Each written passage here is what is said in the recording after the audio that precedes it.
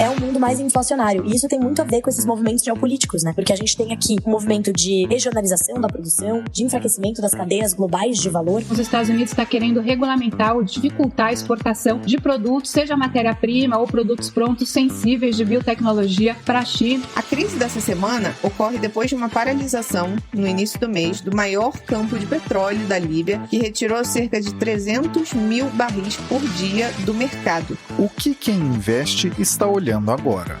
No Terraço Cast de número 443.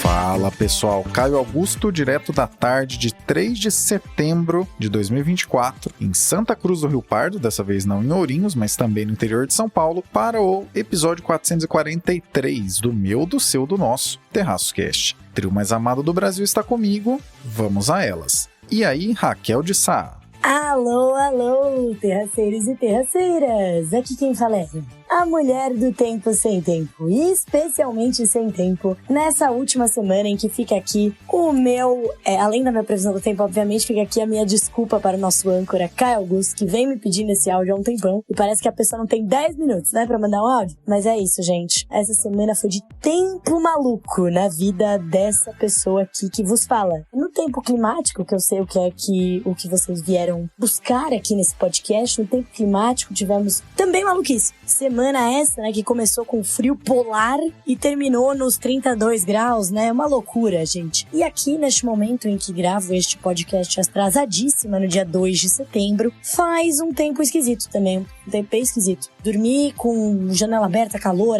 né? Um ventilador. E agora eu tenho um casaco na noite do dia seguinte. É uma loucura. Isso é um verdadeiro teste para o que é nossa saúde. Assim como, né, a vida dessa pessoa aqui, dessa economista sem tempo, mulher do tempo sem tempo.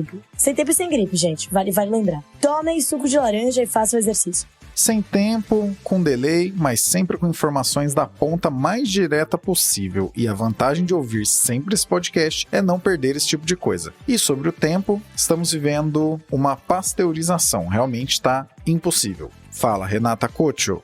Alô, alô, terraceiros! Oi, Caio, oi, Fernanda, oi, Raquel. Aqui é a Renata. Eu não sei nem se eu tenho roupa para apresentar esse podcast mais, né? Porque eu tô vendo aí no Instagram a Raquel toda chique, apresentando lá o evento do Ex-Experts, cheio de gente famosa em volta, né? Os atletas da Olimpíada, inclusive, fiquei morrendo de inveja. Espero que tenha tietado bastante. A Fernanda também, cheia lá das gravações e dos estúdios. Eu aqui, carregando mala nos Estados Unidos. Mas assim, né? Eu fiquei pensando, né? A Raquel é a moça do tempo sem tempo, eu devia criar um bordão pra mim. Acho que eu sou a moça com asas, com rodinha no pé, porque realmente o último podcast pra vocês, quando eu tava gravando, eu tava pensando aqui, eu tava gravando em Nova York, né? Lembra que eu comentei que eu tava lá num hotel em Wall Street? E aí depois eu ainda visitei pra Michigan, porque eu tava em Nova York deixando uma filha, daí viajei pra Michigan visitar minha segunda filha, e agora eu tô aqui na Califórnia, onde até por enquanto eu ainda moro, e mora minha terceira filha. E enfim, né? E o Caio me trouxe um assunto de novo, é um assunto que eu acho bastante interessante, né? A gente tá querendo aqui trazer assuntos diferentes no podcast, principalmente aqui no Boletim Internacional, e ele trouxe assim o Império Contra-Ataca, ou pelo menos uma volta de um assunto que a gente já falou. A gente comentou aqui alguns podcasts atrás sobre um plano chinês, né, a ideia do Xi Jinping, né, para os próximos anos da China, principalmente investir muito em tecnologia verde, biotecnologia, né? A China está muito focada nisso, e agora a gente vai falar um pouco da resposta dos Estados Unidos, né? O que os Estados Unidos está fazendo com isso, né? Vai ficar só olhando o plano do Xi Jinping e vendo a China tomar essa dianteira aí no mercado de tecnologia, principalmente de tecnologia verde, ou vai fazer alguma coisa? Podcast bom demais esse, né, pessoal? Moça do tempo sem tempo e famosa, correspondente internacional com asas e siga Fefa, famosa no TikTok. Aliás, olha ela aí. Tudo bem, Fernanda Pérez de Mello? Fala, meus terraceiros queridos! Olha, só mais um episódio do Terraço Cast chegando. É um prazer para mim estar aqui com vocês em mais uma semana. Vamos nessa? Vamos que vamos! Escalação aquecida na voz e entrando em campo, vamos ao 4-4-3. Raquel, Tivemos recentemente a Expert, onde foi possível tirar a temperatura do mercado, tanto pelo lado de quem investe, quanto pelas empresas de investimentos. O que te parece ser a grande tendência dos mercados por aqui? Mas a gente sabe, né, Caio Augusto, que o pessoal não veio aqui para saber sobre dicas de saúde, né? Suco de laranja, uma fruta por dia, né? An apple a day keeps the doctor away, né? Eu digo que é an apple, a banana, an orange, né? Pode ser qualquer frutinha. Mas eu sei que o pessoal aqui veio pra previsão do tempo e depois da previsão do tempo veio pra saber um pouquinho, né? De umas abobrinhas que a gente fala aí de economia, não é mesmo? E eu queria aqui, gente, deixar, antes de falar, responder a pergunta aqui do Caio, né? Dos destaques da Expert, né? Que eu tive a honra de participar aqui da Expert XP 2024. Mas fazer um agradecimento especialíssimo, tá? Para os queridos companheiros de outro podcast do Petit Jornal. Então fica aqui o meu beijo, meu abraço para os queridos Daniel Souza e Tanguy, o Bagdadi, que tiveram, né, a gentileza de participar comigo de um painel lá na Expert. E eu vou começar por esse painel, né, gente? Então, obviamente, né, que foi uma honra participar aqui com os queridos. A gente falou bastante sobre geopolítica, sobre o fim da história, né? Então, acho que a principal mensagem ali desse painel foi que Fukuyama estava errado, não era o fim da história, né, ali na década de 90. Na verdade, ele não estava completamente errado, né? Ele estava certo por um tempo. Né? Então, Daniel Souza ficou bravo com o Tanguy, que falou que no longo prazo tudo pode acontecer, mas acho que a mensagem do painel foi essa, né? Fukuyama estava certo por algum tempo, por mais ou menos, Fukuyama estava certo aí por mais ou menos uns 30 anos, né? Que a gente teve aí uma relativa paz em termos de conflitos militares, né? E aí pessoas como eu, que estudaram relações internacionais, né, eram indagadas de o que raios você vai fazer com isso. Eu lembro que eu fiz uma aula, né, quando eu fiz intercâmbio, né, quando eu estudei ali na Sciences Po em Paris, que é uma faculdade que tem, enfim, uma série de aulas relacionadas a guerras mesmo, né? Eu fiz uma aula que era estratégias de guerra, e aí todo mundo, o que você vai fazer com isso e tal? E olha aí, né, alguns anos depois, uns bons 10 anos depois, mais de 10, Jesus, eu estou velha, de 12 a 13 anos depois, tô eu aqui usando os meus conhecimentos, né? Então, para todos aqueles que estudaram relações internacionais, vai aqui o meu salve, né, olha só, estamos sendo úteis novamente, porque não foi o fim da história do Fukuyama. Então, acho que esse foi uma mensagem muito legal desse painel, que no meio de uma feira de investimentos, né, trouxe o tema da geopolítica, como é importante pro entendimento hoje, sempre foi, né, entendimento da economia global, mas hoje até mais do que no passado recente, né, que a gente tinha esse período onde, né, as relações comerciais e econômicas estavam acima, né, vamos dizer, dos conflitos, das relações geopolíticas, acima em termos de, como a gente está aqui nos relacionando, a gente está com uma interdependência financeira, econômica, não tem por que a gente entrar em guerra, não tem por que a gente entrar em conflito, porque isso vai ser ruim para todo mundo. E, na verdade, o que a gente viu é que, a partir, né, de 2008, isso começou a mudar, né, quando a gente teve o ataque ali terrorista nos Estados Unidos, depois a gente teve a crise financeira, depois a gente teve a Covid, então foi uma série de movimentos aí que foram enfraquecendo essa visão, né, e hoje a gente tem um mundo em que a geopolítica voltou para o centro do debate, e não só do debate, mas para o centro das atenções e dos estudos, enfim, porque a gente sabe hoje que eu acho que aí dá para juntar até com outro painel que eu tive a honra de participar, que foi com o economista Mohamed El-Erian, né, e que ele falou, o mundo, pelo menos no médio prazo, né, olhando aí para os próximos 5 anos, mais ou menos, é um mundo mais inflacionário, e isso tem muito a ver com esses movimentos geopolíticos, né, porque a gente tem aqui um movimento de regionalização da produção, de enfraquecimento das cadeias globais de valor, né, então as empresas, por uma série de motivos, né, então tanto decisões micro, as empresas não querem mais manter produção tão distante, porque viram que com a Covid, se acontecesse alguma coisa que tava aquela produção tão concentrada em um país, por exemplo, na Índia, né, que a galera produzia lá seringa.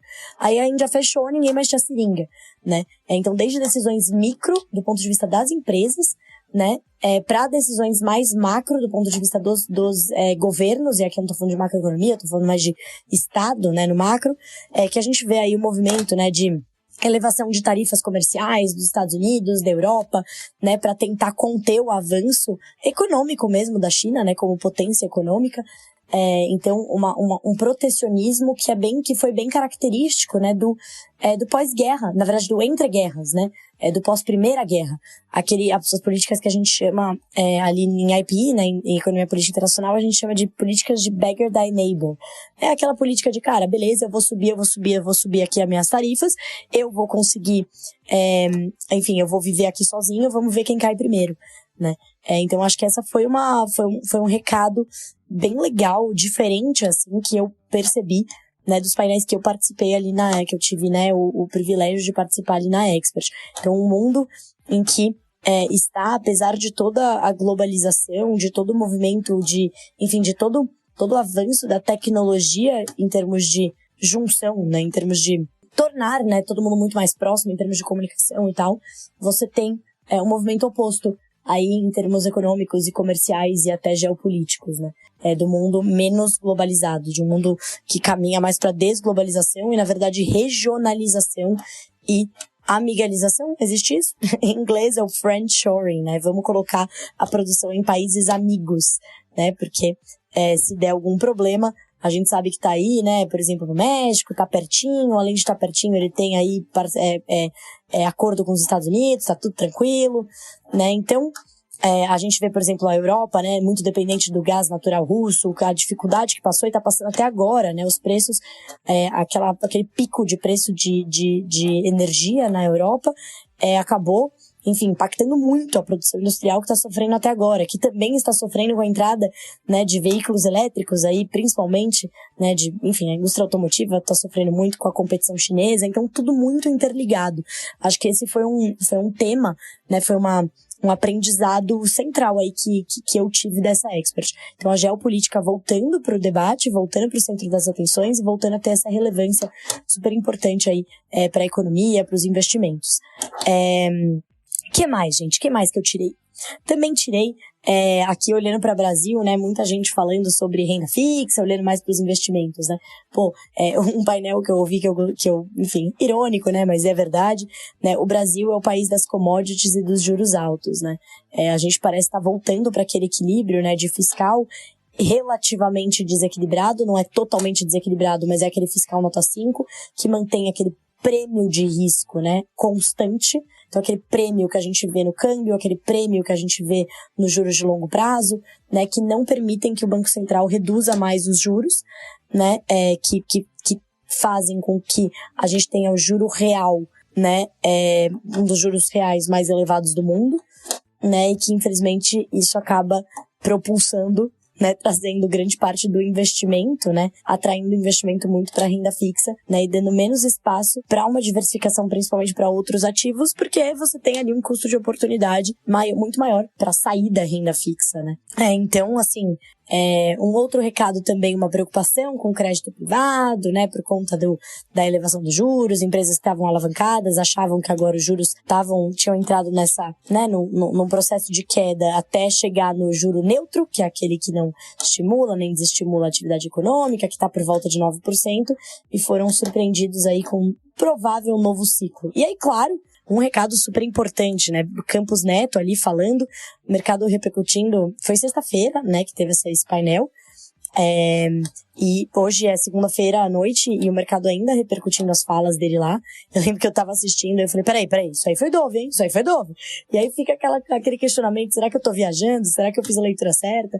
Na hora que ele falou, o mercado, né, eu acho engraçado o mercado, né, são os investidores, as pessoas, mas enfim, o mercado tá precificando uma coisa, né, tá precificando diferente na curva de juros, um movimento diferente do que a gente passou na ata, né, então, pensa assim, o que passou que o mercado tá precificando? Tá precificando uma elevação de juros já na reunião de setembro. Mas, então, você tá dizendo que foi diferente do que eles falaram na ata da última reunião do Copom, então quer dizer que não vai ter alta? E aí, logo, enfim, o economista-chefe ali da XP perguntou, mas o que você, né, você tá se referindo a um ciclo de elevação ou a gradualidade? E aí, enfim, tô aqui simplificando, né, não foram essas exatas palavras, mas aí a resposta foi uma referência, não, é mais a gradualidade.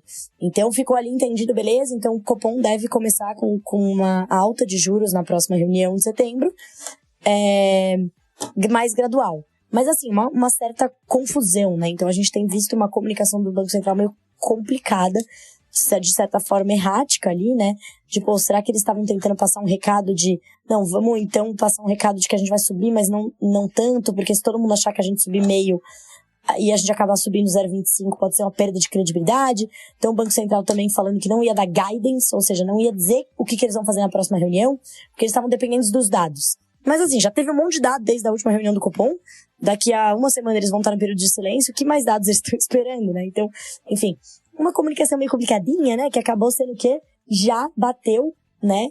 A gente já vê isso sendo precificado, apressado, ou seja, o pessoal não apressado de estar com pressa, mas apressado ali em termos de colocar no preço da curva de juros, né? Ou seja, os investidores olhando e falando, não, peraí, então se pá, vai precisar esse risco, né, de elevação ainda mais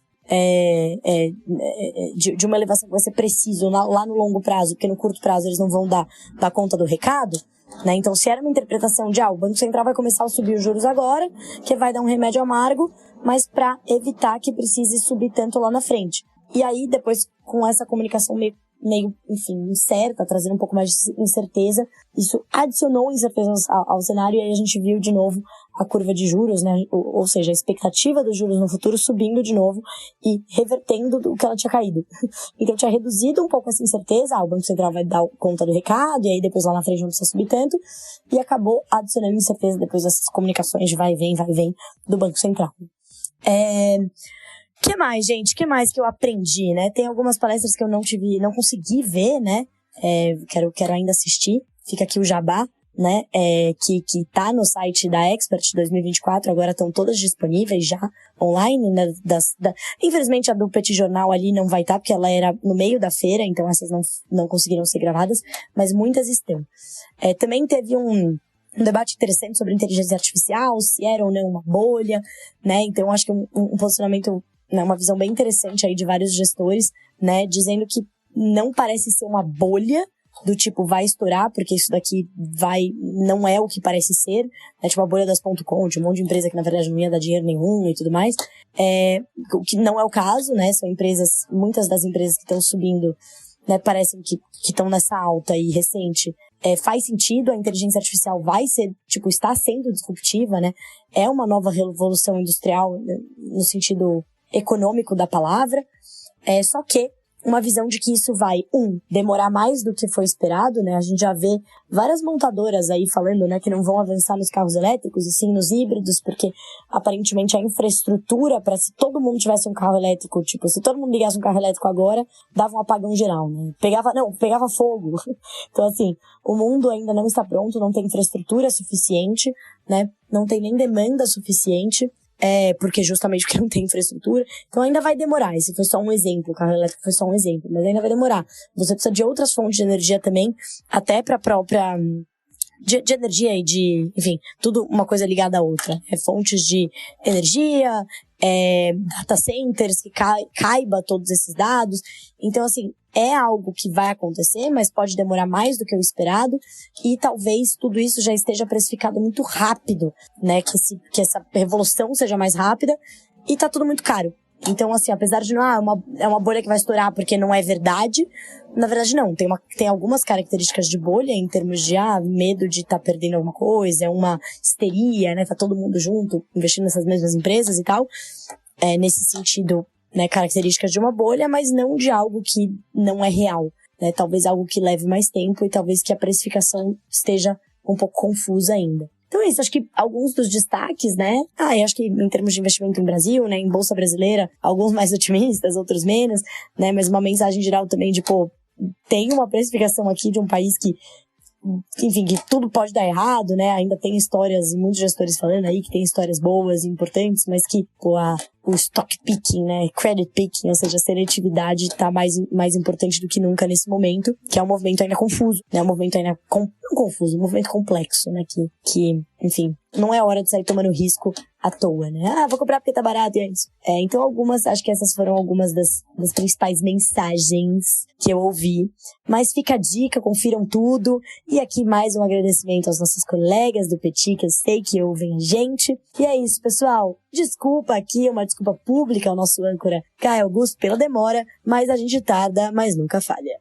Não é o que o pessoal veio ouvir, mas realmente, Coma direito e se exercite. As mudanças climáticas vão demandar cada vez mais da nossa imunidade. Sobre a Expert e as visões do mercado, são muitos assuntos e aqui estão os breves comentários sobre eles. A parte mais interessante dos tempos atuais é que, se por um lado existem mais perguntas do que respostas, por outro temos uma tendência muito forte acontecendo, muito visível. Essa tendência é a de tensões entre países, tanto em termos comerciais quanto bélicos, que tem espalhado investimentos pelo mundo inteiro, vai deixar tudo mais caro e colocará em jogo não apenas o endividamento dos países, como também a produtividade, ou mais diretamente, que o mundo está mais endividado, já sabemos. Mas será que, além de estar mais endividado, também teremos mais produtividade? Só nos Estados Unidos, e falamos disso em alguns episódios aqui, são quase 100 bilhões de dólares apenas em subsídios produtivos a setores tão específicos quanto a fabricação de semicondutores. Mas até agora não saiu nenhuma fábrica da TSMC, e o motivo é a falta de mão de obra qualificada. Aliás, anotada a expressão, muito boa, friendshoring. Não é só trazer a produção para mais perto, que é o que é chamado de reshoring, mas sim trazer para mais perto e em países amigos. Isso sem falar nas guerras tarifárias que fazem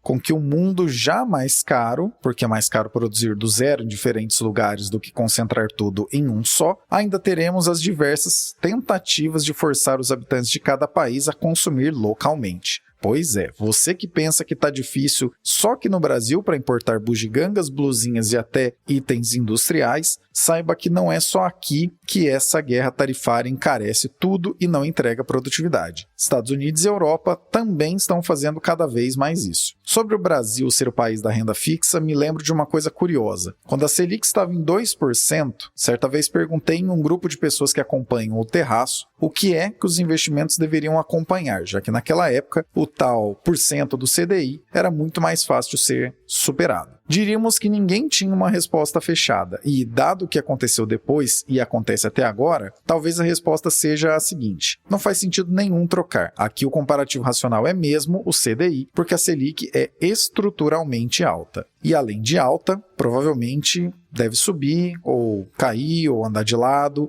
Saudades, comunicação séria e crível da gestão Ilan Goldfein. A respeito de inteligência artificial e eletrificação de veículos, o sentimento de não é bolha, mas vem correção por aí, lembra um pouco o que aconteceu na bolha da internet no início dos anos 2000, no sentido de que há mesmo uma disrupção acontecendo, mas não é por isso que até escova de dente tem que custar mais caro só porque tem inteligência artificial, o que quer que isso signifique, em uma escova de dente. No todo, cautela segue sendo a tônica, porque o custo do dinheiro não é mais zero no mundo inteiro e por diversos aspectos, vários dos quais sempre discutimos aqui, provavelmente o custo do dinheiro não voltará a ser zero outra vez. E sobre os meninos do Petit Jornal, queremos vocês aqui. Que tal a gente fazer um especial? Esse podcast é uma loucura, a gente joga os convites dentro do episódio. Mais adiante, você que sempre ouve aqui saberá se esse convite doido deu certo ou não.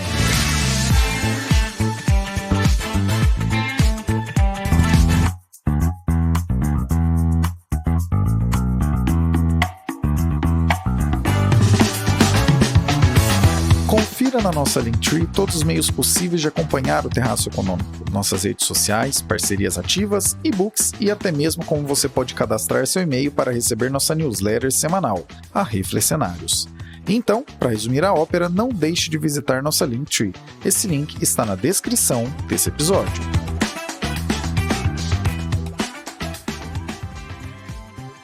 Renata com o Boletim Internacional. Biosecure, perdão aí pela pronúncia eventualmente errada, Biosecure Act e as restrições dos Estados Unidos ao setor de biotech da China. Então, o que a gente teve, né? Recapitulando aqui da China, né? Um plano importante de investimento em biotecnologia, só para citar aqui alguns dados para vocês, eles aumentaram em 20% o investimento público no setor foi mais de $1,5 bilhão em incentivos fiscais para empresas de biotecnologia, $500 milhões investidos diretamente em startups de biotecnologia, realmente mostrando aí uma intenção do governo chinês de dar um apoio nesse setor. E aí os Estados Unidos, em contrapartida, está tomando algumas medidas para evitar, né, perder essa liderança, principalmente, né, aqui o Vale do Silício tem essa liderança, né, digamos, da tecnologia, não quer perder, então eles estão tomando algumas medidas. Quais são elas? Então, uma é com relação a controle de exportações. Então, os Estados Unidos está querendo regulamentar ou dificultar a exportação de produtos, seja matéria-prima ou produtos prontos sensíveis de biotecnologia para a China, ou principalmente para a China, que possa, né, essas exportações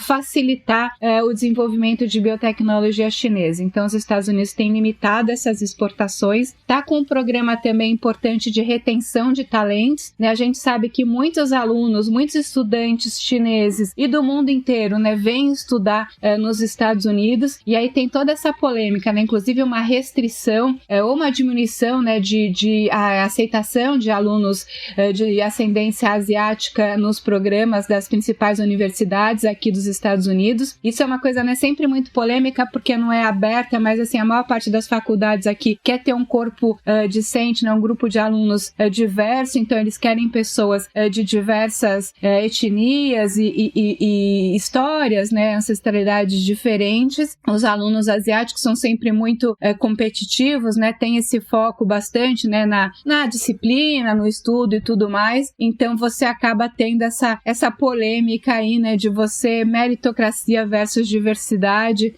Então essa questão não só de você restringir a entrada de alunos chineses nas universidades americanas, o que é mais complicado, mas você fazer um programa, os Estados Unidos está fazendo um programa de retenção desses talentos aqui, né? Então as pessoas que são formadas nos Estados Unidos nessa área de tecnologia, a ideia do país é que essas pessoas continuem trabalhando nos Estados Unidos e não peguem esse conhecimento e leve de volta para o seu país de origem, especialmente os países asiáticos. E a terceira medida que os Estados Unidos está tendo é um controle de investimentos estrangeiros, né? Os Estados Unidos têm uma série de programas, né, para incentivar ao investimento de empresas e de indivíduos estrangeiros no país, né? O pessoal do Brasil conhece bem, muitas vezes, um programa que eles têm de, se você investe, entra nos Estados Unidos como investidor, você consegue até ter facilidade para conseguir o Green Card, por exemplo, mas dependendo do investidor e do setor, eles estão começando a restringir também para, mais uma vez, evitar acesso dos chineses a essa tecnologia americana. É claro que isso aí não acontece sem estresse, né, sem você ter problemas aí diplomáticos e comerciais, né, esse tipo de medida de restrição pode acabar tendo problemas, né, tensões comerciais no comércio internacional entre os dois países, entre Estados Unidos e China. Isso também vai depender muito, né, de quem ganhar as eleições aqui nos Estados Unidos, se bem que tanto o Biden e a Kamala Harris quanto o Donald Trump tem essa política que não muda muito em relação à China, né? Os Estados Unidos já vinha, né? O Donald Trump começou a ter esse discurso, né? A gente falou aqui bastante, inclusive na época de tax wars, né? De você fazer uma guerra de impostos contra a China. O Biden tem um discurso aí mais ameno, mas uma prática também, no fundo, bastante parecida, não mudou tanto em termos de prática. Também tem, né, uma série de tensões do governo Biden com a China, né? A gente comentou aqui bastante também a questão de Taiwan, quando teve aquela visita da Nancy Pelosi dos democratas para Taiwan, também aumentou as tensões com a China, né? A questão também dos balões chineses que estavam aqui visitando os Estados Unidos. Então você tem ali uma série de pontos aí que são tensões entre Estados Unidos e China, né? Também tem a questão da proibição do TikTok, que o governo americano, alguns congressistas acusam o TikTok de estar interferindo os algoritmos, está interferindo na forma como os americanos veem o mundo, né? Então são dois países aí, né? Duas superpotências que, brigando por hegemonia, acabam tendo uma série de tensões em relação a isso. E fora as questões diplomáticas e as tensões entre os dois países, você também tem, né, esse tipo de restrição sempre acaba diminuindo a competição, acaba diminuindo o tipo de comércio, então pode acabar tendo um custo para a própria economia dos Estados Unidos, né? Você restringir exportação, você restringir ou regulamentar investimento estrangeiro, isso pode ter um impacto de alguma forma, algum custo para os consumidores e para as empresas dos Estados Unidos, né? Não tem, como a gente costuma falar aqui, na economia não tem lanche grátis. A ideia de chamar isso de Império Contra-Ataca é espetacular, porque é mais ou menos nessa direção mesmo. Se tem uma coisa que está ficando cada vez mais comum nos tempos atuais, é vermos medidas das duas maiores economias do planeta em retaliação mútua. Alguns episódios atrás, a Renata trouxe mais sobre a tal nova fábrica de crescimento chinesa. Isso está no episódio de número 439, de nome E o Copom, hein? Volte lá para ouvir o 439, que vai encaixar bem com o assunto que estamos falando agora. É muito interessante pensar que, embora não tenhamos hoje discursos inflamados vindo de alguma das duas partes, ou mesmo de ambas, como acontecia quando Trump era presidente dos Estados Unidos, mesmo sem isso, as sanções que temos hoje são muito mais presentes do que costumávamos ver 10 anos atrás, e vão desde minar iniciativas tecnológicas do outro, até mesmo a questão das redes sociais. TikTok está para ser proibido nos Estados Unidos, assim como redes sociais da Meta, né, Instagram, Facebook e tudo mais, e de outras empresas americanas são proibidas na China, sempre com a tal ideia de segurança nacional, que muita gente compra, mas quase ninguém realmente explica o que é ou se faz sentido. Existem hoje conflitos internacionais em andamento, como Rússia, Ucrânia e Israel-Gaza, mas, muito provavelmente, o maior dos riscos geopolíticos seja mesmo entre Estados Unidos e China, principalmente levando em conta que, mesmo sem discursos inflamados, sanções acontecem todo dia mutuamente. Imagina o que deve acontecer então se esses discursos voltarem caso Trump retorne à Casa Branca. Qual será o ponto máximo de tensionamento entre as duas maiores potências globais? Não sabemos, mas certamente isso será trazido para análise aqui neste glorioso podcast. Você não perde nada se continuar nos ouvindo.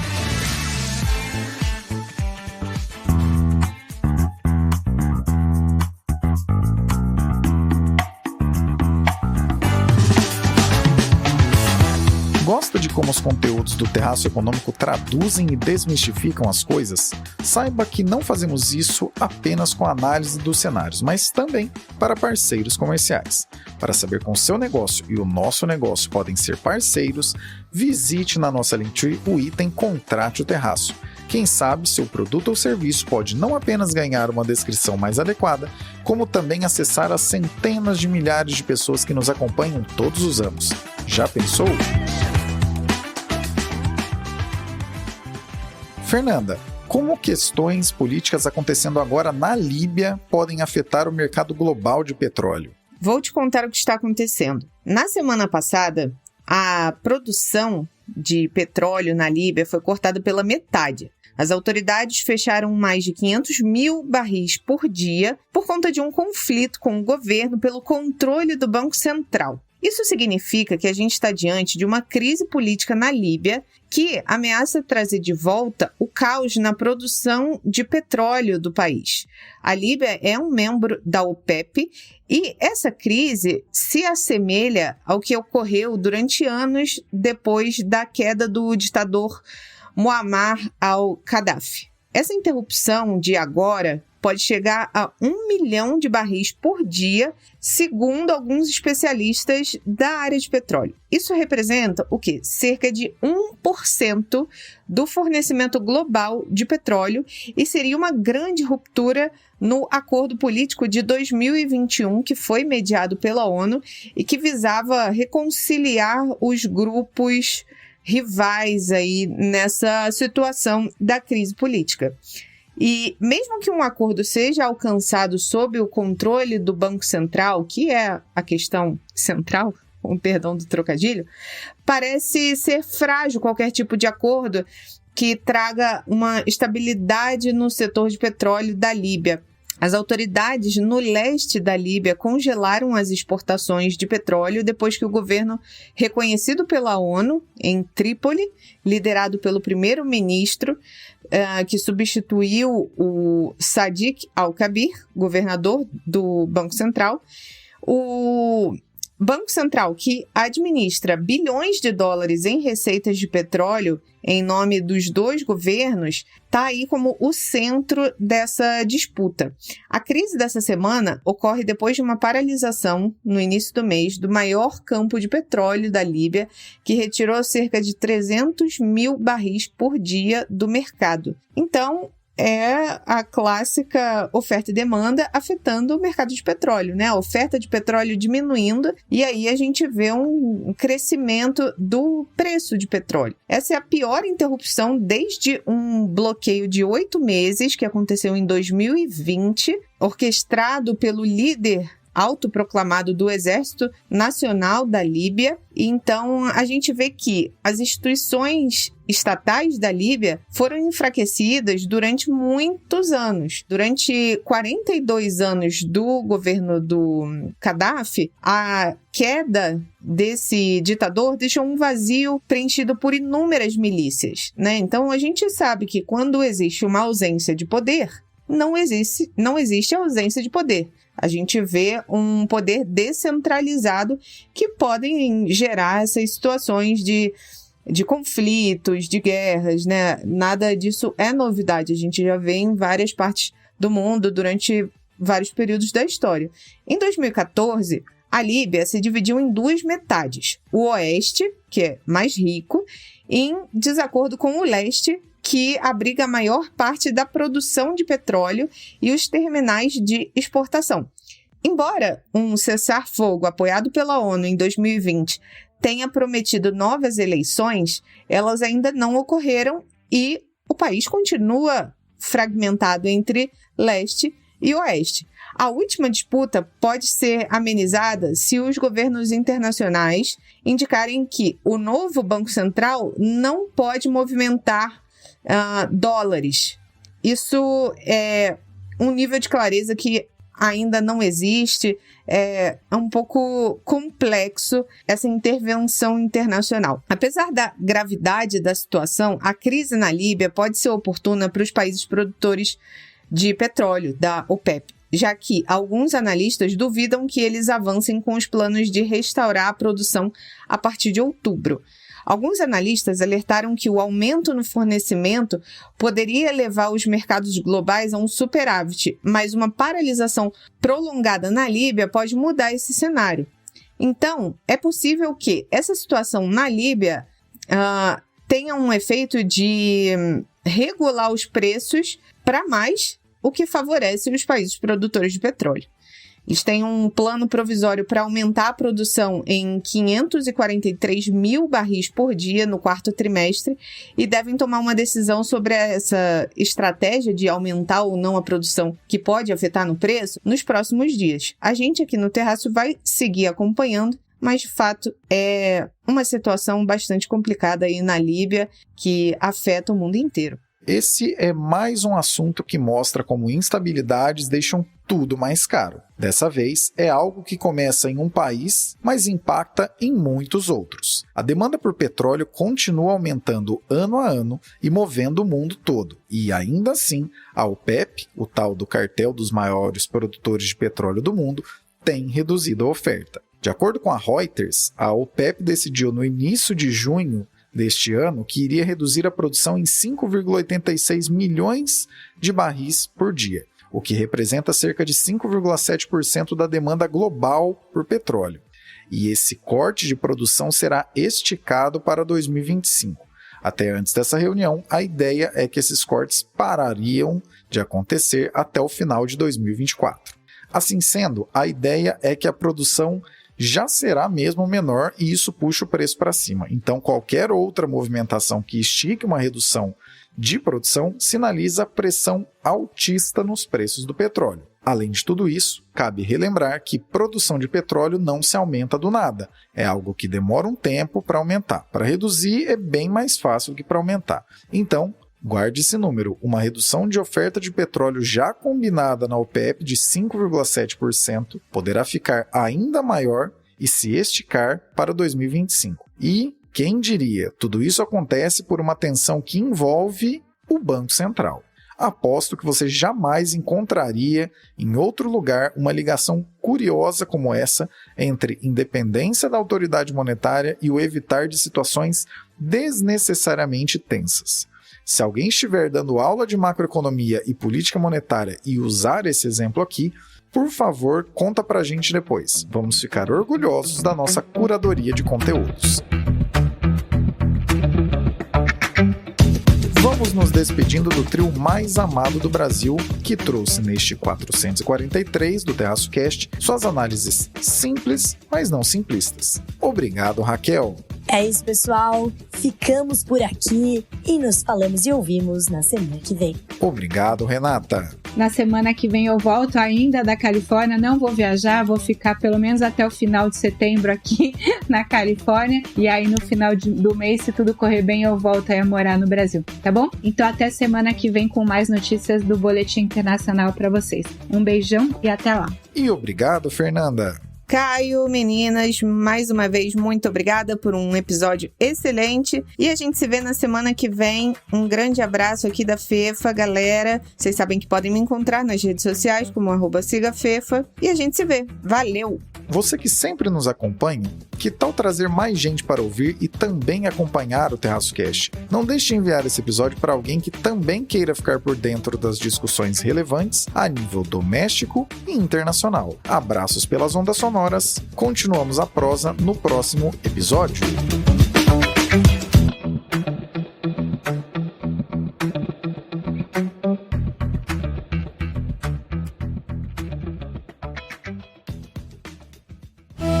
Este episódio foi editado por Atelas, soluções em áudio para podcasts. Encontre a Atelas nas redes sociais. É só buscar por @AtelasEdição.